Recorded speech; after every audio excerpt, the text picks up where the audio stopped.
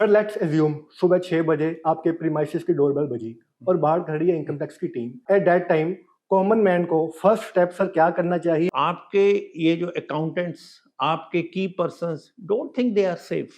भाई 12 लाख की इनकम में से 69 लाख तूने क्रेडिट कार्ड पे स्पेंडिंग कर दी।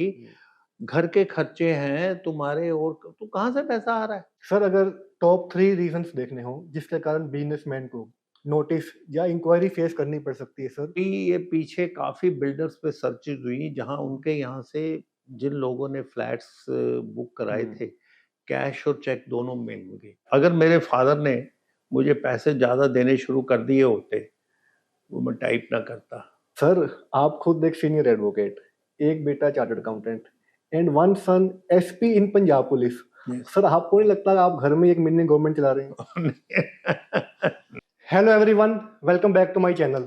आज का सेशन बहुत ही प्रैक्टिकल होने वाला है बिकॉज आज हमारे बीच में है सीनियर एडवोकेट सुधीर सहगल जी। सुधीर जी जो कि एक जाना माना नाम है in search, survey and income tax matter. चाहे आप बिजनेसमैन हो, पॉलिटिशियन या आप प्रोफेशनल, आज की वीडियो मस्ट है आपके लिए बिकॉज इनकम टैक्स की टीम कभी किसी को बताकर नहीं आती एंड जो चीज़ें आज मैं यहाँ शेयर करने वाला हूँ आई ग्रांटेड यू आपको और किसी वीडियो में नहीं मिलेंगी। Welcome you sir. नमस्कार Mohit ji, it is a great pleasure for me to share my thoughts with you, and I have been looking into your this latest work which you are doing. It has highly been appreciated by each and everyone. I wish you all the best of luck, and I'm here with you, and whatever are the basic things I'll be just able to clarify. Thank you sir, thank you so much. Sir let's assume सुबह 6 बजे आपके premises की doorbell बजी और बाहर खड़ी है income tax की team. At that time common man को फर्स्ट स्टेप सर क्या करना चाहिए और मोस्ट ऑफ द असेसी या लोग उस टाइम पर क्या गलती करते हैं? मोहित जी, आपने तो ना पहली बॉल पे ही छक्का मार दिया, स्टेडियम से बाहर बाल पे दी। आई वाज नॉट, मैंने एक्सपेक्ट कर रहा था ये पहला क्वेश्चन ऐसा आएगा। ये देखिए, इनकम टैक्स के जो हैं ऑफिसर्स हैं, वो जो भी सर्च होती है या सर्वे, उसकी प्लानिंग बड़ी देर से होती है। स्पेशली ये जो है जब ये सुबह 6 बजे 5 बजे, ये 6 बजे का टाइम कोई कंसेप्ट नहीं है। आपके घर 4 बजे भी आ सकते हैं, 2 बजे भी आ सकते हैं। और आजकल जो है सर्च करने का स्टाइल बिल्कुल बदल गया। तो इसके लिए क्या है, जब बेल बजे, ऑफ कोर्स आपके आजकल जिसके भी घर में जाते हैं उसमें कैमरे तो लगे ही होते हैं। तो स्पॉट देख लिया, अभी पुलिस की टीम है, इनकम टैक्स की टीम है। कई बारी क्या होता है, मैंने कुछ ऐसे केसेस भी देखे हैं, बेल भाई हाथ में मिठाई का डब्बा लेके 2 लोग खड़े हैं, वो टाइम होगा 7-8 बजे का। उसके अंदर क्या है भी, अब आप तो ऑब्जर्व नहीं कर सकते, आप तो सोचोगे कोई बंदा कार्ड देने आया है। अब आगे तो आगे you can not avoid, but I can tell you few of the cases what has been done by the people, जहां ये सुबह या रात को कोई इंसिडेंस हुआ। One of the person was Prem. There was a case long time back, about 25 years back, or metal fabrics. That gentleman, from 20 feet from the top, he jumped and ran away. Similarly, one person, what he did when he saw that income tax is there, because the police is there, it may be income tax, it may be something else. उसने क्या किया, जो उसके पास diary थी, कागज थे, फाड़ फूड़ के फ्लश कर दिया। अब ठीक है, मैं तो कहता हूँ भी अगर आप पे हमला हुआ है तो आपको जो सेफ्टी मेजर लेने हैं, पर वो कागज तो पहले हैंडी होने चाहिए ना। उसके अलावा एक बंदे ने आजकल के टाइम के मुताबिक, ये जितने भी आपके पास सेल हैं, ये जो कि ना मोबाइल्स हैं या दूसरे जो इलेक्ट्रॉनिक इक्विपमेंट्स हैं, आजकल लूज पेपर बड़े कम मिलते हैं। लोग तो ये समझते हैं भी मेरा जो मोबाइल है, this is my all cash book and ledger and everything into it. इससे वर्स्ट आज की डेट में कोई नहीं है। And the over the years, आजकल सबसे पहली नजर डिपार्टमेंट की इसके ऊपर ही रहती है। और उसने क्या किया, उसने टेलीफोन को तोड़ फाड़ के फेंक दिया। आजकल आदमी को तो ये करना चाहिए मेरे ख्याल से, एज ए गुड सिटीजन, भाग भी जाएंगे तो कुछ नहीं होगा, they will wait for you. Rather being a head of the family, आप भाग रहे हो, आप अपनी वाइफ और बच्चों को छोड़ के जा रहे हो। बेसिकली ये है, मैं ये समझता हूँ अगर आपके पास आ ही गए हैं तो आप बिठाइए, आप उनके कार्ड देखिए, आइडेंटिटी कार्ड देखिए, वो आपको पहले कहते हैं भी आप हमारी सर्च ले लो, कहीं हम तो नहीं आपके गोल्ड रख रहे या कैश रख रहे या कोई लूज पेपर रख रहे हैं, आप उनको बिठाइए आराम से।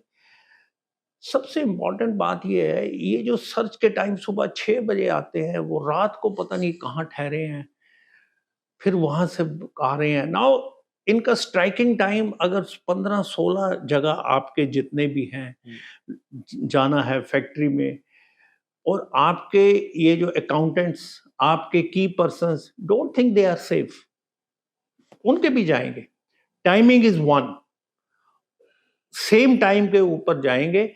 अब बिठाइए उनको, तो देखिए से नथिंग टू हाइड, आप बैठिए आराम से। इमीडिएट क्या होता है, वो कम से कम आधा घंटा थोड़ा सा शुरू में टेंशन होती है, आप सो रहे हो, नाइट उसमें गाउन में हो, कुछ हो, आप उनको आराम से बिठाइए, don't panic, you can look into, I am here with you, sitting with you, cooperate. आपने बाथरूम जाना जाइए, टॉयलेट जाना जाइए, उनको भी कंफर्टेबल करिए, चाय चाय पिलाइए। ये एक human behaviour will basically change their attitude.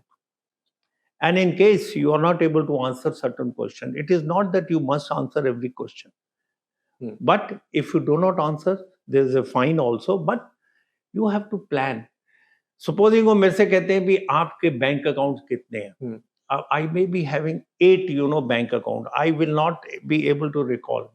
जो मेरी जो टीम है, अकाउंट्स की टीम है, उसको मालूम होगा। I can name 4-5 bank account, and rest I can say that there are some other accounts also. So you have not basically hidden anything. इसी तरह आपके assets कौन कौन से हैं, you can just describe and then you say there are certain much more assets which I have shown in my all the income tax record. I will just file all the evidences. Then the most important part is, supposing आपके घर से 35 लाख रुपया cash मिल गया, 1 करोड़ मिल गया, वो कहेंगे ये cash का सोर्स क्या है। Source is one of the most important thing. आपने अगर आप कोई भी काम करते हैं, बिजनेस करते हैं, कुछ करते हैं, you can say this is my business cash, business का कैश है। अब बुक्स तो आपके पास वहाँ है नहीं, बुक्स तो फैक्ट्री में है। अब फैक्ट्री में सुबह 6 बजे तो कोई आपके वहाँ होता नहीं है, वो तो अकाउंटेंट 10-11 बजे आएंगे, वो फिर देखेंगे क्या, वो भी पता नहीं आते कि नहीं आते।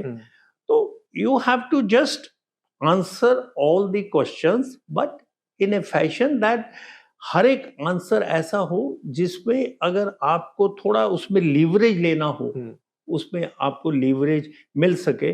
अगर आप कह दें नहीं जी ये तो मुझे पता नहीं है, फलाना नहीं है, then it is slightly difficulty.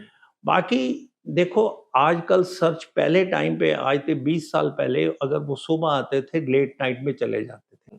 पीछे क्या हुआ है, एक बड़ा इम्पोर्टेंट था, अकाउंटेंट ने कह दिया ये तो नंबर 2 की सारी मेरी है, इनकी जो कंपनी की इन्वेस्टमेंट है, ये सारी वाली प्रॉपर्टी वो है। वो कह रहा था ऐसी नहीं, मेरे पास सब सोर्सेज है, I will be able to explain. उन्होंने अकाउंटेंट को उसके घर पे ले आए, आमने सामने करा दिया। It was very difficult, but still, that gentleman owner said, "How you can go into his statement? It is my asset. I know my sources. Why I would just tell my accountant, इसका source क्या है? I know it, बिल्कुल, and I will be able to explain it."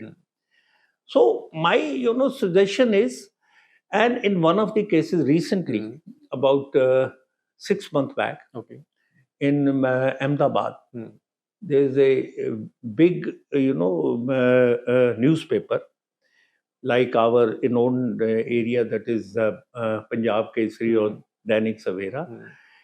He was basically, subjected to search from Mumbai, because the income tax department was thinking भी अहमदाबाद वाले करेंगे तो उसको पता चल जाएगा, टीमें इकट्ठी होगी। आप किसी न्यूज़पेपर वाले के करना वो थोड़ा सा इनको भी लगता है।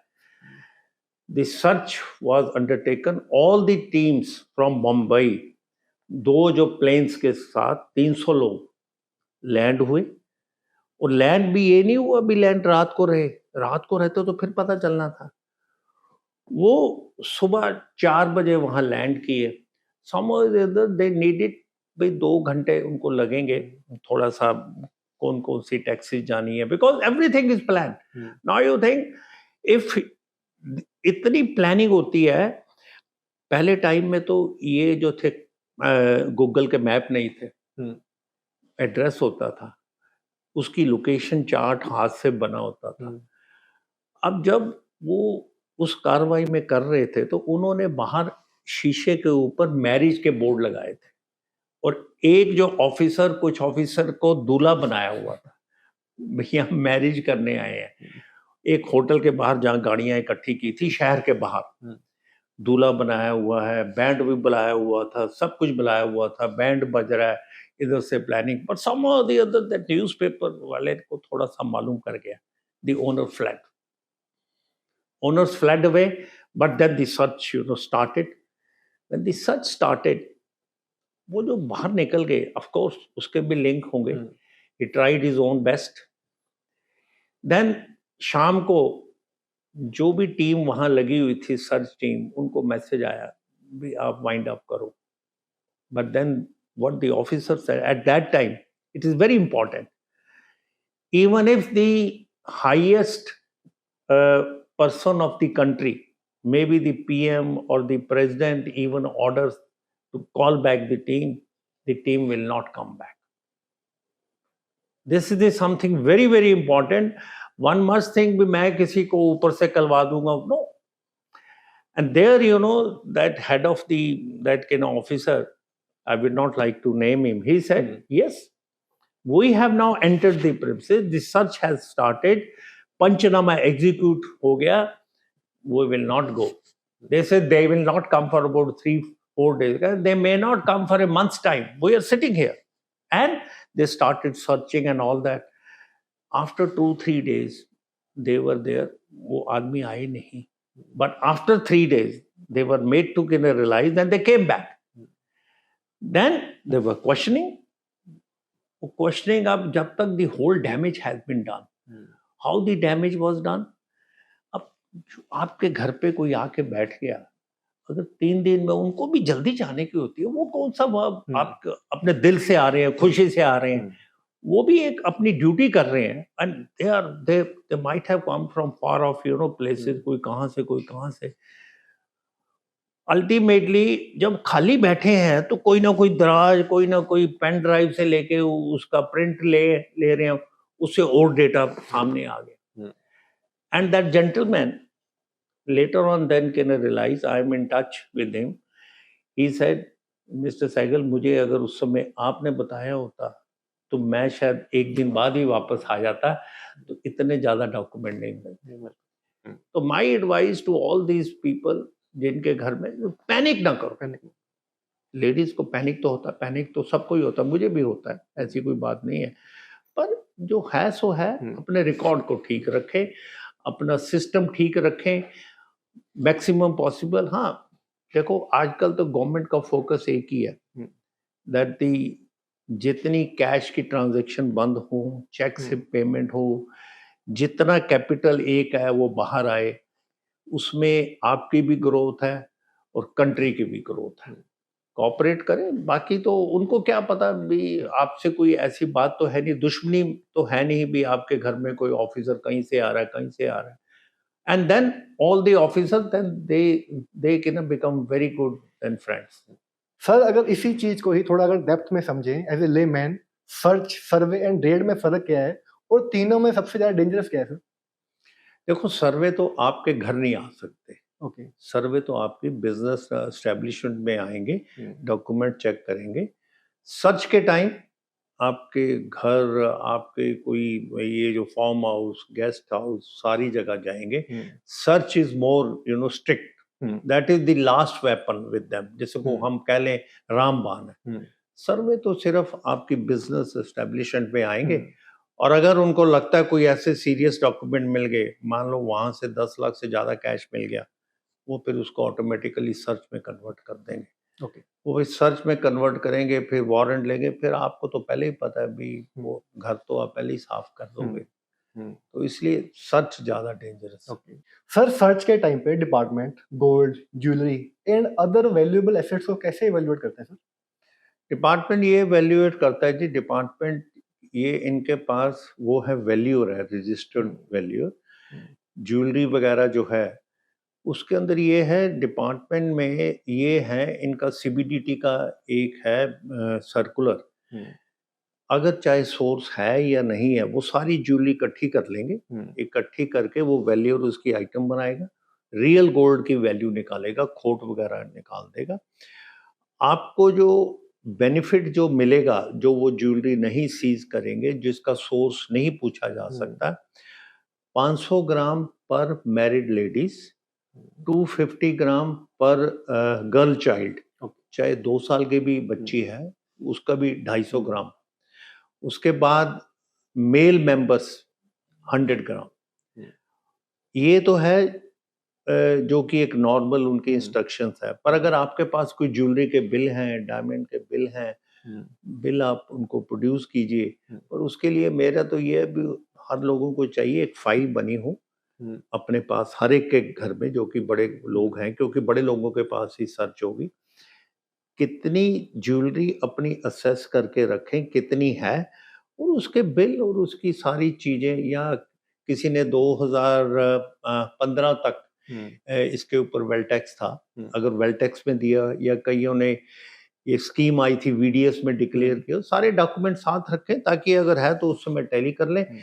होता क्या है भी, नॉर्मली वो बिल वगैरह होते नहीं, वो वीडीएस होते नहीं, डिपार्टमेंट वो 500 ग्राम, 250 ग्राम और 100 ग्राम का बेनिफिट देके सारी ज्वेलरी अपने पास ले जाता है। Then it takes 3-4 years to get the jewelry release, which is a quite a trauma for the family, and particularly जब आपके पास बिल है, अब बाद में भी बिल दो, फिर उसको जो लेने के लिए आपको इक्विवेलेंट अमाउंट की वो देनी पड़ेगी कि ना बैंक गारंटी देंगे। तो it is always advisable with jewellery का, और प्लस जितने भी एसेट्स आपके प्रॉपर्टीज हैं, उसकी टाइटल डीड, वो साथ में सोर्सेज, फाइल बनी हो ना, उस समय तो हबड़ा तब में कुछ नहीं पता चलता।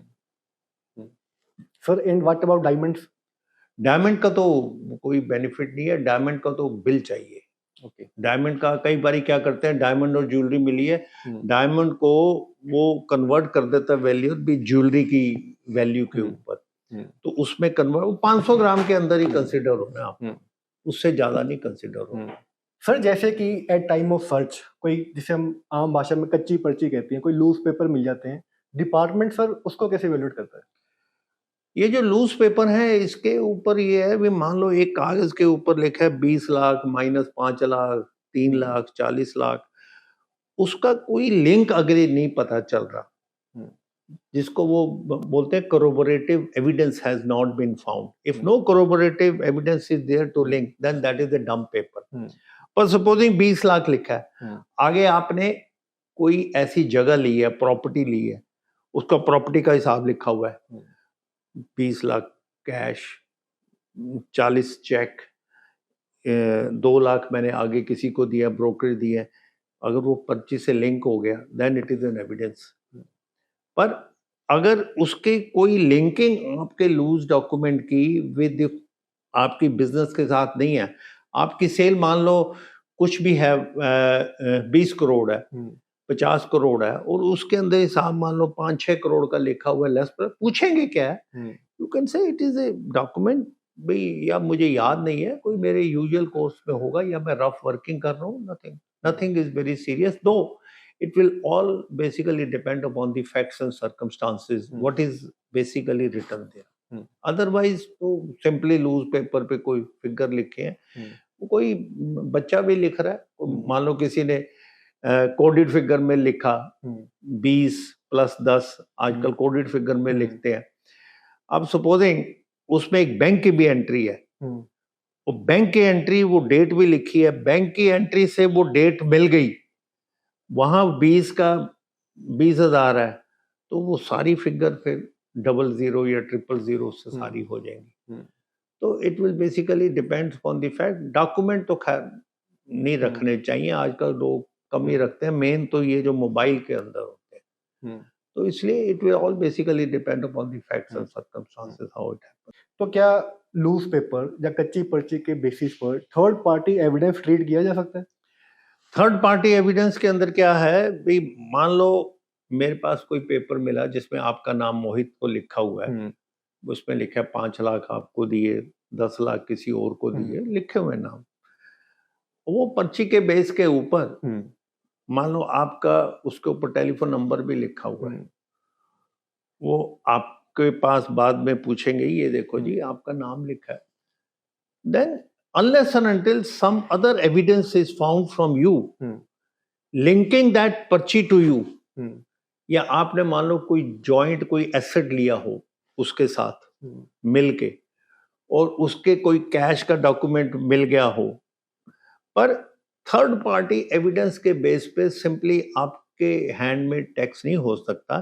पर नॉर्मली जो है असेसिंग ऑफिसर, इनका एक रिस्क का पोर्टल बना हुआ है। ये रिस्क पोर्टल में नाम तो डाल देंगे, आपका केस भी खुलेगा, एडिशन भी होगी। ये ऊपर जाके एपेलेट अथॉरिटीज, बिकॉज इसके ऊपर बहुत ज्यादा केस लॉ आ चुके हैं, that on the basis of third party evidence no addition can be made in the hands of the person जिसके यहाँ से डॉक्यूमेंट नहीं मिला। ऐसे तो वो एक केस था, वीसी शुक्ला का केस था, जैन डेयरी हवाला का केस था, सारे पॉलिटिशियन के नाम कैश लिखे हुए, क्या हुआ? कुछ नहीं हुआ, सुप्रीम कोर्ट ने छोड़ दिया। कई लोग तो ऐसा भी करते हैं, डेयरी रख के सारे बड़े बड़े आदमियों के ऑफिसर के नाम लिख के रखते हैं, तो वो भी बड़े लोग जो आते हैं कि ना आपके घर पे सर्च करने, वो ऐसे डॉक्यूमेंट को अब लेके भी नहीं जाते, नाम लिखे हुए हैं ना डिपार्टमेंट वालों पे। तो इसलिए third party evidence, but you have to plan your move. But sir जैसे जो प्रॉपर्टी के केसेस में बयाना होता है, कैश वाले बयाना, वो थर्ड पार्टी एविडेंस है कि नहीं?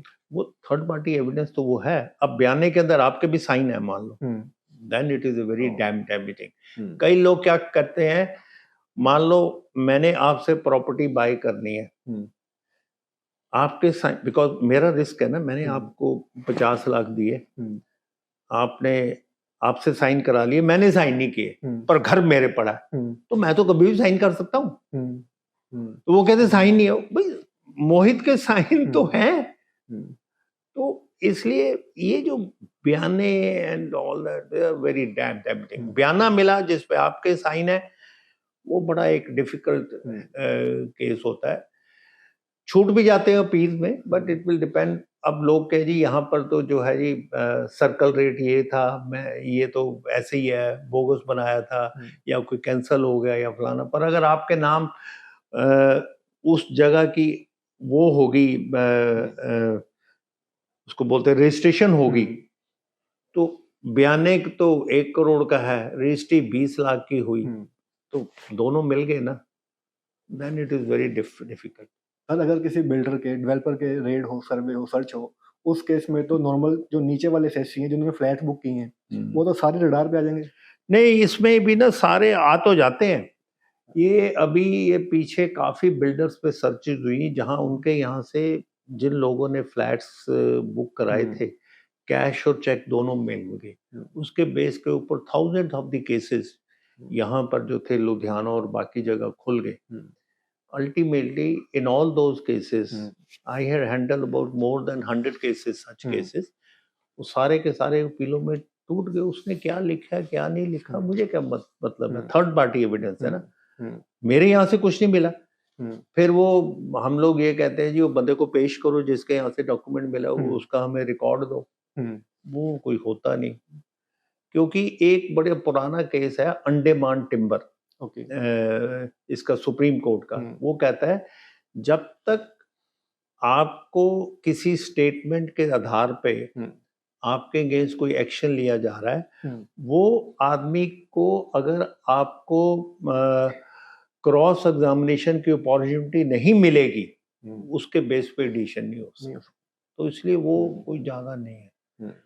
हैसल तो होते हैं, लोग तो थोड़ा ना घबराते हैं, पर अल्टीमेटली नहीं। सर सब जानते हैं कि इनकम टैक्स डिपार्टमेंट हर चीज देख रहा है, उनके पास डाटा है आपके क्रेडिट कार्ड स्पेंडिंग का, प्रॉपर्टी परचेज का, बट ये डाटा सर कितनी डेप्थ तक है? ये डेटा ना डिपार्टमेंट इतना वॉच कर रहा है भाई, जो कि आम लोगों को नहीं पता। अब जैसे ये लोग जो कार्ड से पैसा स्पेंड करते हैं, मेरे पास भी पिछले 20 सालों से कार्ड है। मैं तो आज तक 2 बार ही यूज़ किया था, वो भी मैं फॉरेन में कहीं हेल्ड अप हो गया तो मेरे पास डॉलर्स नहीं थे, अदरवाइज मैं नहीं यूज़ करता। इसमें ये है, क्रेडिट कार्ड के ऊपर अगर 10 लाख से ऊपर आपने साल में एग्रीगेट आपने यूज़ किया है, आपकी इंफॉर्मेशन जो भी वहाँ पर हैं कि अथॉरिटीज़ हैं क्रेडिट कार्ड वालों के जिनके यूज़ किया, they have to send the information to the department. वो भेज दी। अब हमारे पास पीछे कई केस आए, एक अभी रिसेंट आया, the man is filing the ITR showing an income of just 12 lakhs of rupees, credit card spending is 69 lakhs। तो डिपार्टमेंट ने उसको लिंक किया, आ गया नोटिस उसको भाई 12 लाख की इनकम में से 69 लाख तूने क्रेडिट कार्ड पे स्पेंडिंग कर दी, घर के खर्चे हैं तुम्हारे और तो कहाँ से पैसा आ रहा है? इसी तरह ये जो प्रॉपर्टी परचेज के बारे में 30 लाख की लिमिट है। अगर मैंने 30 लाख की रजिस्ट्री हुई है तो जो वो ऑफिस वाले हैं वहां के, जहां पर हम जाते हैं रजिस्ट्री कराने, सब रजिस्टर ऑफिस वाले, they are obliged to send the information quoting name, address and PAN number to the department. अगर करोड़ रुपए की ले ली, 5 करोड़ की ले ली, वो एक पहले क्वेरी लेटर करेंगे। क्वेरी लेटर भी ज्यादातर उनको ही आएगा, वो पहले उसको लिंक करते हैं। ये नहीं हर एक को दे दें, इनके पास भी इतनी मैन पावर कैसे है। इसी तरह कैश की ट्रांजैक्शन है, अगर हम अपने जो करंट अकाउंट से 50 लाख से ज्यादा विड्रॉल और डिपॉजिट कर रहे हैं, again it will be under, आप स्कैनिंग में आ जाओ, इन कैश। इसी तरह 2 लाख से ज्यादा कैश सेल जमा करी जा रहे हो, वो भी स्कैनर में। 10 लाख से अगर आपने 10 लाख से बैंक ड्राफ्ट लिया कैश देके, again you are under a scanner. तो गवर्नमेंट की इंटेंशन ये है कि कैश ट्रांजैक्शन को अवॉइड किया जाए। तो one should be cautious in using these cards, property source के हिसाब से करें। That is how I say the government is watching you. Sir अगर टॉप 3 रीजंस देखने हो जिसके कारण बिजनेसमैन को नोटिस या इंक्वायरी फेस करनी पड़ सकती है सर, वो टॉप 3 रीजंस कौन से हैं सर? एक तो ये लोग क्या करते हैं, ये ज्यादातर ये ले अकोमोडेशन एंट्रीज, किसी के पास से एंट्री ले ली, उसने क्या करते हैं, मान लो उसने एक बारी कुछ साल पहले कैश जमा करा के 1 करोड़ रुपया किसी को दिया, वहां से फिर किसी को दिया, फिर आपने ले लिया। वो डिपार्टमेंट जब वॉच करता है तो वो बंदे के जब सर्च होती है वो तो हाथ खड़े कर देता है। वो कोई ज्यादा बड़ा बंदा नहीं होता, वो तो ऐसे ही सड़क छाप आदमी है। फंसोगे तो आप, क्योंकि आपकी बुक्स में। तो एक तो ये हो गया अकोमोडेशन एंट्री, बोगस लोन्स। और अगर आदमी अपनी बार बार कोई ना कोई एसेट ले रहा है, बेच रहा है, ले रहा है, बेच रहा है, और उसकी जो उसकी टैक्स रिटर्न के साथ मैचिंग नहीं हो रही, these are the few things which the government normally takes into consideration.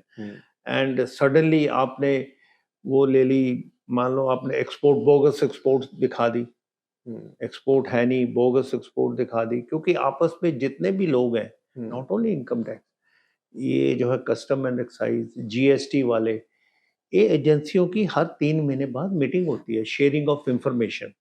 हमने ये लोगों को पकड़ा, आप अपना एक्शन करो। जीएसटी वालों ने पकड़ा, ये तुम भी देख लो कि तुम्हारा कोई एक्शन बनता है। तो इसलिए ये 3-4 रीजंस हैं जिसको हमें ज्यादातर इसको डिपार्टमेंट है। सर थोड़ा आप डर के माहौल से बाहर आते हैं, आपकी पर्सनल जर्नी से डिस्कस करते हैं। Being son of A army man, sir वहां से लेके लुधियाना के, पंजाब के, इंडिया के one of the most renowned advocates in income tax search and survey matters, कैसे देखते हैं सर आप इस जर्नी को? Thank you very much for your compliments. But मेरे फादर भी आर्मी में थे, मेरा जो बड़ा ब्रदर भी आर्मी में, हमारे जितने रिलेटिव सारे ही आर्मी में। I am the only one वो जस्ट मेरा कोई प्लान था नहीं। आगे यहाँ पर 71 में काम शुरू किया। देखो शुरू में तो कोई आपको बिल्कुल नहीं पहचानेगा। My father used to send me 125 rupees per month by way of MO. On the first he will send the money order और 4-5 दिन लगते थे। 100 रुपया तो जहाँ मैं रहता था वहाँ देना होता था। 25 रुपये I have to manage my clothing, I have to manage here and there, food, everything. और वो जो टाइम मुझे उस समय तो फादर को कई बारी मैं कहता था हफ्ता पहले भेज दिया करो, but my father no, first, और फर्स्ट से कभी सेकंड नहीं किया उन्होंने। अब मैं जब उसको देखता हूँ दोबारा पीछे, वो जो डिफिकल्ट टाइम ने मुझे बड़ा स्ट्रांग बनाया। उसके अंदर क्या हुआ, अब मेरे को कई बारी तो ये होता था, चौड़ा बाजार में उन दिनों में मैं किसी के यहाँ काम करता था एडवोकेट के, वहां से गर्मियों में जून में मुझे अभी भी याद है, लक्कड़ पुल होता था यहाँ, अब तो ब्रिज बन गया। वहां से पैदल मैं जो इनकम टैक्स ऑफिस डंडी स्वामी आना होता था, तो लक्कड़ पुल पार करते थे तो उसके नीचे एक गन्ने के जूस वाला था। बड़ा मन करता था जूस पिए, गर्मियों के दिन जून के महीने में 10 पैसे का गिलास, जेब में हाथ डालता था तो सिर्फ मेरे पास 30 पैसे होते थे। अभी 5 दिन मनी ऑर्डर नहीं आना, तो मैं ऐसे खड़ा था। तो उन दिनों में ना कई लोग जो साइकिल पार करवाते थे, कोई लोग जो शॉर्टकट करना चाहते थे, तो I was a young boy, somebody thought that I am also one that person because I was a new to this town. वो आया, बेटा ये जरा मेरी साइकिल उधर ले जाओ। पहले तो मुझे गुस्सा आया, यार मेरे को क्या, then I thought that I am a new person in the town, nobody knows me. मैंने कहा, मेरी नजर तो गन्ने के जूस के ऊपर थी। मैंने उसको साइकिल को उठाया उधर से फिर 5-6 बारी इधर उधर किया, रेलवे ट्रैक से 50-60 पैसे बन के 10 पैसे का जूस पिया, एंजॉयड इट। देन अगेन मुझे मेरे बॉस भेजते थे, कभी उसके साथ ही वो कोर्ट्स होती थी, सिविल कोर्ट्स होती थी। सिविल कोर्ट्स में वो लोग बाहर टाइप करते थे, तो मैं जाता था। मैंने एक किससे पूछा, ये एक बूढ़े आदमी जो टाइप कर रहा है, तो ये बड़ा, इसके पास रश इतना है, हर एक एडवोकेट उसको कह रहा है मेरा जल्दी करो, बाकी खाली बैठे। कहते जी इसकी टाइपिंग बड़ी अच्छी है, बिकॉज अगर एक अक्षर भी गलत हो गया दोबारा पेज टाइप करना होता था। मैंने टाइपिंग पुरानी सीखी थी, तो मैं चला गया उसके पास। मैं कहा बाबूजी मुझे भी टाइप आती है, आप मुझे काम दे दो। उसने क्या करते हो? मैं कहा मैं तो BA फाइनल में हूँ। कहाँ रहते हो? मैं कहा मैं तो बाहर से आया हूँ, बिहार से आया हूँ। मैंने नाम भी उसको दूसरा बताया। कहता टाइप करके दिखाओ। मैंने टाइप किया, उसको ठीक लगा। कहता कब आओगे? मैं कहा मैं दोपहर को 2 से 5 बजे आऊँगा, क्योंकि सुबह तो ऑफिस का काम। I used to go there, type it out, 2 से 5, गर्मी हो सर्दी हो। Suddenly what happened one day, I made a draft for my boss. He asked me to make a draft about 1 year of the typing which I was doing. मैं तो कर रहा था अपनी पेट की भूख खत्म करने के लिए, day to day expenses meet करने के लिए। तो when I gave the draft to my boss said, ये तो तुमने नहीं बनाया, तुमने किसी की नकल मारी है। मैंने बनाया। नो, ये नहीं होगा, ये लो ये वाली फाइल बना कर दो। वो मैंने घंटा 2 घंटे बना के दिया। He was shocked. हुआ क्या, लेटर ऑन आई रियलाइज्ड वो जो मैं टाइपिंग कर रहा था, डिफरेंट एडवोकेट्स की जो लैंग्वेज थी, जो उनकी लिखने की क्षमता थी, वो मेरे में आ गई। तो मेरा ये सबके लिए मैसेज है, कोई भी काम छोटा बड़ा नहीं है। मेरे को तो मैं काफी साल तक उसके टच में रहा। Later on he died. I owe this kind of writing from that my typing work. अगर मेरे फादर ने मुझे पैसे ज्यादा देने शुरू कर दिए होते, वो मैं टाइप ना करता। तो that is what I basically, वो बाद में मुझे अकल आई भैया, that my father was right. Sir आप खुद एक सीनियर एडवोकेट, एक बेटा chartered accountant and one son SP in Punjab police. Sir आपको नहीं लगता आप घर में एक मिनी गवर्नमेंट चला रहे हैं? नहीं, देखो बात ये है, ये उसका भी जो सीए तो मेरे बेटे ने दिल्ली से की, दिल्ली से ही उसकी एजुकेशन हुई। तो मैंने कहा देखो भाई, मैंने तो अपनी धक्का स्टार्ट प्रैक्टिस कर ली, आपने तो जो मल्टीनेशनल कंपनी से सीए की है, तो आपने वहीं रहना, वहां रहो, कल को मुझे गाली मत देना यार तुम मुझे कहाँ फंसा दिया। तो वो वहाँ 1.5 साल काम किया, फिर उसने कहा मैं आना है, मैं कहा यू वेलकम। छोटा बेटा तो ये तो इसका मेरे जो काम की तरफ कोई ध्यान ही नहीं था। I never like our work of CA और एडवोकेट। ये शुरू में ना, शुरू से ही जो मूवीज आती थी जिसके अंदर पुलिस ऑफिसर को ना जो है पॉलिटिशियन या दूसरे एजेंसी वाले दबा रहे हैं, and is a honest man, then he comes out with बड़ा गुस्से से बाहर निकलता है और अपनी पावर दिखाता है, देन ही कम्स बैक। एक वो पिक्चर आई थी सत्ते पे सत्ता थी, एक पिक्चर, एक और पुलिस वाली जितनी पिक्चरें थी ना मार कुटाई की, ही यूज्ड टू सी। ये वो जो उन दिनों में वीसीआर होते थे ना, वो वही वाले लाके देखता रहता था। देखो हर एक बंदा, चाहे वो पुलिस ऑफिसर है, चाहे मैं हूँ, चाहे मेरे बेटा है, we are doing our duty as per law. Mini सरकार तो नहीं हो सकती। ट्रस्ट से काम करें। मैं भी अपना, जो मेरे क्लाइंट्स है, छोटे हैं बड़े हैं, मैं उसके हिसाब से करता हूँ। मैं तो पर्टिकुलरली जो मेरे पुराने कई 72 73 के जो मेरे क्लाइंट्स हैं, जिससे मैं एक यहाँ गिरजाघर चौक पे गड़बड़ पान वाला था, 50 रुपीज लेता था 73 में मैं उससे, उसके 10 साल बाद भी मैं 50 रुपीज ही लिए। वो कहने लगा साइकिल साहब मैं आपको ज्यादा देने, मैं नो, मैं क्या तेरे 50 रुपए से मेरा दही जमा है, मैं तेरे 50 रुपए तो लेने लेने। इसी तरह आज भी यहाँ बाजार सराफा में जूस वाला है। अब पहले वो रेडी थी, उसकी कई 35 साल पहले किसी जो जूलर ने, जब जूलर ज्यादा वहां थे तो किसी ने रेफर किया था, उस समय उसके पास 25-30 लाख की एफडीआर थी 35 साल पहले। उसकी इनकम टैक्स की रिटर्न ने सारी फाइल 110 रुपया फीस ली थी, 7 सालों की 770 रुपया in 87-88. Now that gentleman owns 3-storied building with the Saraf Bazaar, but he still has a ready. आज भी 110 लेता हूँ। मैं कहा तेरे मोढे ते मैं पैर रख के ऊपर चढ़े हैं भाई, वो सीढ़ी देड़ी ना तेरी, वो मैं नहीं छड़नी तेरी। Wonderful sir, wonderful. एंड वो देखो, वो मुझे, वो अब क्या करता है, पहले हर महीने में 2 बारी, हालांकि वो every Saturday he knows that I am in the town, हर सैटरडे को मैंने कहा ये ना आया कर, महीने में 1 बारी आता है, कॉफी और जूस जो वो बेचता है सारे स्टाफ के लिए, मेरे लिए वो एक ऐसा वो है, अमृत है।